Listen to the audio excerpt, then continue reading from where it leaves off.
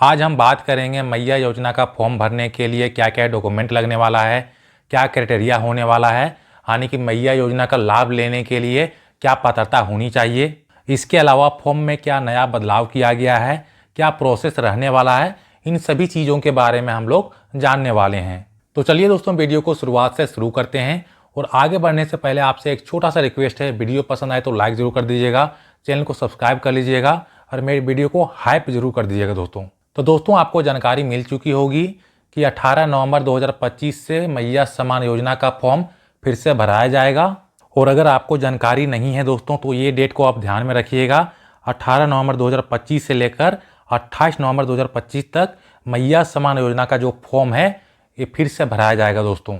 तो दोस्तों, मैया सम्मान योजना का फॉर्म आप कहाँ से भर सकते हैं?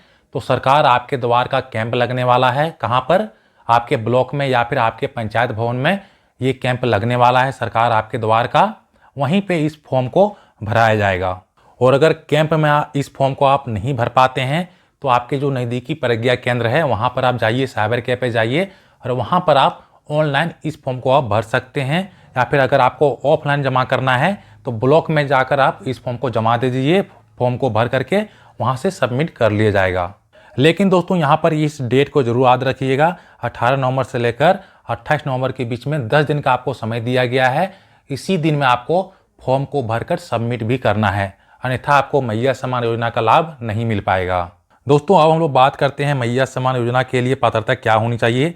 देखिए, यहाँ पर बताया गया है जो उम्र सीमा है 18 वर्ष से लेकर 50 वर्ष के बीच में होनी चाहिए। और बात करते हैं कि जिसका 50 वर्ष से अधिक उम्र हो गया है उनको क्या करना होगा, उनको वृद्धा पेंशन मिलेगा दोस्तों। वृद्धा पेंशन का जाकर आप फॉर्म भरिए, आपको वृद्धा पेंशन का पैसा मिलेगा। लेकिन जिनका उम्र 18 से 50 वर्ष के बीच में है उन्हीं को मैया सम्मान योजना का लाभ मिल पाएगा। इसके अलावा यहाँ पर देखिए, जिनका आय 2.5 लाख से कम है उन्हीं को ये योजना का लाभ मिलेगा। जिसका आय 2.5 लाख से अधिक है दोस्तों, उनको मैया योजना का लाभ नहीं मिलेगा। अगला पॉइंट देखिए, महिला के पास खुद का या फिर उनके पति का या फिर उनके पिता के पास सरकारी नौकरी नहीं होना चाहिए, वरना इसका लाभ नहीं मिलेगा। इसके अलावा दोस्तों, सबसे इंपॉर्टेंट पार्ट है यहाँ पर देखिए, महिला झारखंड राज्य के अस्थायी निवासी होनी ही चाहिए। यहाँ पर एक पॉइंट जरूरी दिया गया है दोस्तों, महिला का राशन कार्ड होना चाहिए। इस पर हम लोग विस्तार से बात करेंगे। चलिए हम लोग डॉक्यूमेंट के बारे में बात कर लेते हैं। यहाँ पर देखिए दोस्तों, ढेर सारा डॉक्यूमेंट दिया गया है। इसमें हम लोग बात करेंगे कि कौन सा डॉक्यूमेंट बहुत ही ज़रूरी है और कौन सा डॉक्यूमेंट आपके लिए ऑप्शनल है, यानी कि कौन सा डॉक्यूमेंट देना अनिवार्य होगा और कौन सा डॉक्यूमेंट आप नहीं भी दें फिर भी आपका काम चल जाएगा, मैया योजना का लाभ आपको मिल सकेगा। चलिए हम लोग बात करते हैं। सबसे पहला कार्ड है आधार कार्ड। तो दोस्तों, मैया योजना का लाभ लेने के लिए आपके पास आधार कार्ड होना बहुत ही ज़रूरी है दोस्तों। आपके पास आधार कार्ड नहीं है तो मैया योजना का लाभ आपको नहीं मिल पाएगा। दूसरा है मतदाता पहचान पत्र, यानी कि वोटर आईडी कार्ड। दोस्तों, ये वोटर आईडी कार्ड आपके लिए ऑप्शनल है। यदि आपके पास है तो लगाइए, नहीं है तो दोस्तों नहीं लगाइए, फिर भी मैया योजना का लाभ आपको मिलेगा। अगला है राशन कार्ड। दोस्तों, ये बहुत ही ज़रूरी है दोस्तों। अगर मैया योजना के लिए अगर आप राशन कार्ड नहीं देते हैं तो आपको मैया योजना का लाभ बिल्कुल भी नहीं मिलेगा। इसलिए आप चाहते हैं कि मैया योजना का लाभ आपको भी मिले तो आपको राशन कार्ड लगाना ही होगा। तो दोस्तों, सवाल उठता है कि राशन कार्ड मेरे पास नहीं है या फिर मेरे नाम पर नहीं है तो क्या करें। दोस्तों, कहने का मतलब है कि जो भी लाभुक हैं, जो भी मैया योजना का फॉर्म भरना चाहती है जो महिला, उनके पास राशन कार्ड नहीं है या फिर उनके नाम का राशन कार्ड नहीं है तो उनको क्या करना होगा। दोस्तों, यहाँ पर मेरे बात को ध्यान से समझिएगा। अगर जो भी महिला लाभुक हैं जो आवेदन कर रही हैं उनका नाम राशन कार्ड में कहीं भी नहीं है तो उनको क्या करना होगा, या तो फिर उनके पिता का नाम या फिर उनके पति का नाम राशन कार्ड में होना अति आवश्यक है दोस्तों। बहुत ही ज़रूरी है उनके पिता का नाम या फिर उनके पति का नाम अगर है राशन कार्ड में तो वो भी महिला मैया योजना का लाभ ले सकती हैं, मैया योजना का फॉर्म को भर सकती हैं। अगला है पैन कार्ड। दोस्तों, ये भी पैन कार्ड जो है ये भी ऑप्शनल है। आपके पास है तो लगा दीजिए, नहीं है तो छोड़ दीजिए। नेक्स्ट है बैंक खाता पासबुक की फोटोकॉपी।